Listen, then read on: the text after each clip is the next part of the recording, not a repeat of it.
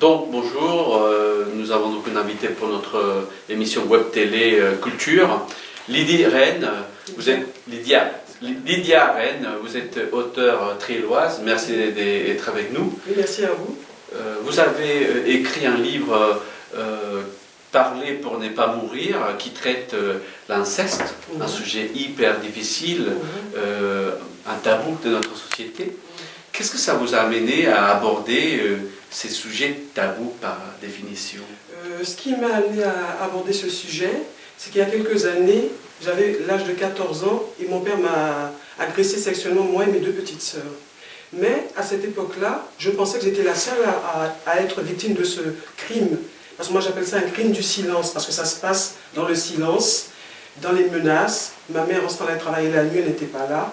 Donc quand j'ai cru que j'étais la seule à vivre ce crime odieux, moi j'appelle ça un crime contre l'humanité, l'inceste. Un jour je sortais de l'école et j'ai vu mes deux petites sœurs sur le palier qui pleuraient. Et là je me suis dit, si jamais elles ont vécu la même chose, si toi tu avais parlé, tu as eu le courage, ça ne serait pas arrivé. Donc j'ai mis toute cette culpabilité sur moi. Donc j'ai fait ce que j'avais à faire, j'ai été voir mon médecin de famille, on a porté plainte. À l'époque mon père a fait 5 ans de prison pour avoir agressé ses 3 filles. Mais ce qui s'est passé après, c'est que quelques années après, ma petite sœur Francis s'est suicidée et s'est retrouvée sur le trottoir parisien en train de faire de la prostitution à cause de ça. Donc je me suis dit, il faut que je continue à faire quelque chose. Et c'est en travaillant avec les associations comme Enfance et Partage en Martinique, on avait fait des comités, j'ai témoigné, j'ai aidé beaucoup de personnes, je fais beaucoup de prévention dans les centres de formation et j'ai continué mon combat. Avant de développer ce qui est arrivé à votre famille et des moments durs, donc vous étiez donc aux Antilles, hein, quand c'était... C'est-à-dire que quand ça s'est passé, oui. J'étais en France, j'étais à Garches-les-Gonesse, voilà, en France, et ce qui fait... Je suis retourné en Martinique quelques années après, j'ai eu du recul et c'est là que j'ai fait sortir mon livre. Mais l'acte, ça s'est passé dans le 95 en France. Okay. D'accord. En France. D'accord. Donc c'est un phénomène très difficile, on ose peu parler de ces sujets parce qu'ils touchent l'essence même de notre société. Et pour vous dire la vérité, je me suis renseigné un petit peu sur les sujets, hein, pas sur votre cas, mais sur le sujet général. Dans chaque société, quels que soient les temps et l'espace-temps, on a eu ces moments où il y a de l'inceste. Et parfois, nous-mêmes, par sécurité, on va dire, de la société comme groupe, on évite de parler de ça. Oui. Parce qu'on touche à des hommes sur le pouvoir ou des hommes... Alors, est-ce que vous pensez, par votre petite expérience malheureuse et dure, est-ce que vous pensez que ces choses-là vont, quelque part, on va parler de plus en plus? Est-ce que ça va éclater autrement dit, rompre le silence, c'est le moment. Ah, je peux vous dire que ça va rompre le silence parce que l'inceste est un crime. Il y a 2 semaines de ça, l'année dernière, j'ai été convoquée en Martinique pour témoigner justement de ce phénomène parce qu'à l'époque, j'étais la seule personne qui avait osé parler de ça à visage découvert. Et je vous assure que j'ai eu des menaces de mort, j'ai eu plein de choses, mais on a mis une plaque au droit de l'enfant. Et grâce à moi, je suis fière de dire qu'aujourd'hui, il y a plein d'Antillaises qui parlent, plein d'enfants qui parlent. J'ai fait 2 semaines à la Maison de la Culture du Lamentin. Des enfants sont venus me dire, Lydia, merci, qui pleuraient. Même dans la salle, je sentais que ces enfants-là avaient envie de me parler. Et je fais beaucoup de prévention et ça se passe très très bien parce que la parole, elle libère. Il faut que les gens comprennent qu'on ne peut pas faire semblant de vivre avec ça. On le vit avec. Mais il faut savoir aussi que des années après, il y a des symptômes qui sont là.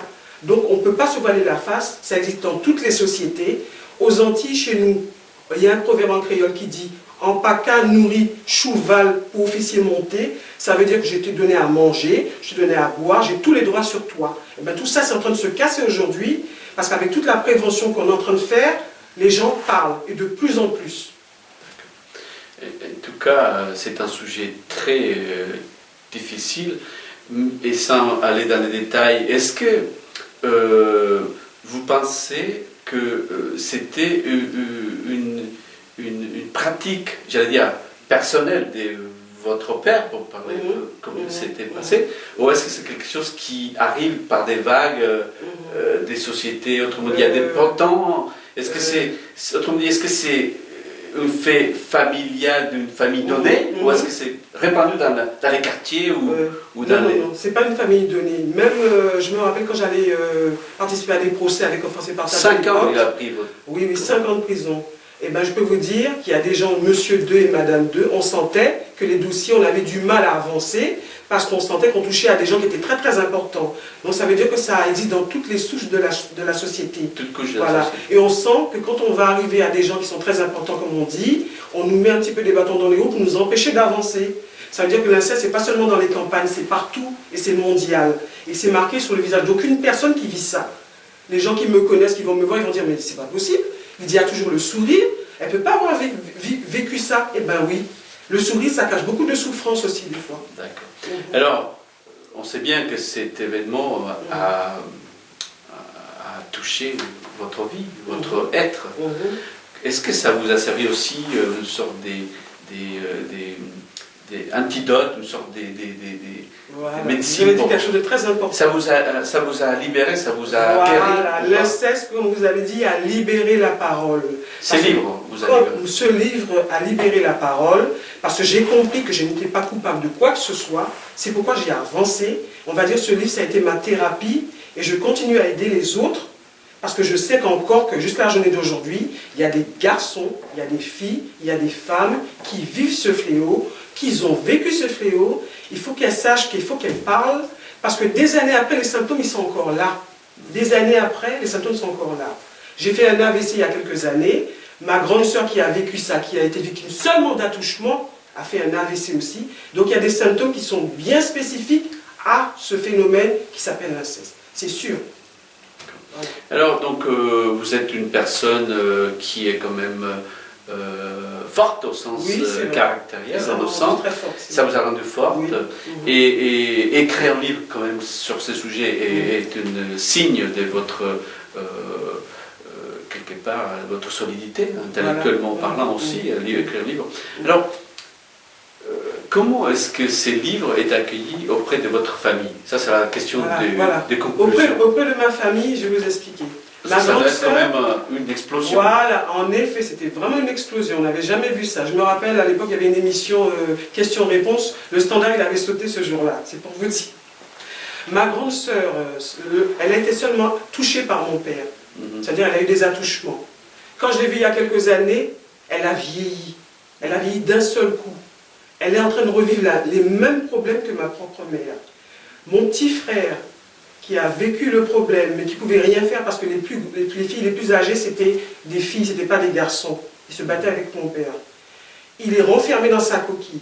J'ai ma petite sœur Francis qui s'est suicidée. Ça veut dire que dans cette famille-là, la famille, elle a éclaté, mais chaque personne a vécu l'inceste d'une manière différente. C'est ça qu'il faut que les gens comprennent. Parce que des fois, les gens disent que les enfants mentent. Les enfants ne vont pas mentir sur un sujet aussi délicat. Un enfant qui n'a aucun rapport avec le sexe ne va pas dessiner un sexe d'homme ou des choses comme ça. Donc il faut faire très très attention, parce qu'on va mentir, tous les enfants mentent. Mais les enfants ne vont pas mentir sur un sujet aussi délicat. D'accord. Donc c'est un livre quand même d'espoir, non? Parce que vous donnez la possibilité de prévenir, donc même... Oui, je fais beaucoup de prévention dans ce livre-là, merci. Et j'espère aussi pour ceux qui n'ont jamais touché à ces types de sujets, au moins comprendre les... Voilà, c'est exactement, je donne beaucoup de prévention. Et en Martinique, j'ai eu une 50aine de femmes qui sont venues me voir à la maison. Elles m'ont raconté leurs souffrances d'antan, on va dire du passé. Et moi, j'ai fait de la poésie avec tout ça. Et je leur ai promis, et voilà, c'est dans le livre aujourd'hui. D'accord. Bah écoutez, donc voilà, parler pour ne pas mourir. Et surtout, merci Lydia Rennes de venir nous présenter ce livre. C'était un plaisir. Beaucoup. Merci. Et puis on aura l'occasion de revenir sur d'autres auteurs, autres livres dans les vallées de la Seine. Merci. Merci.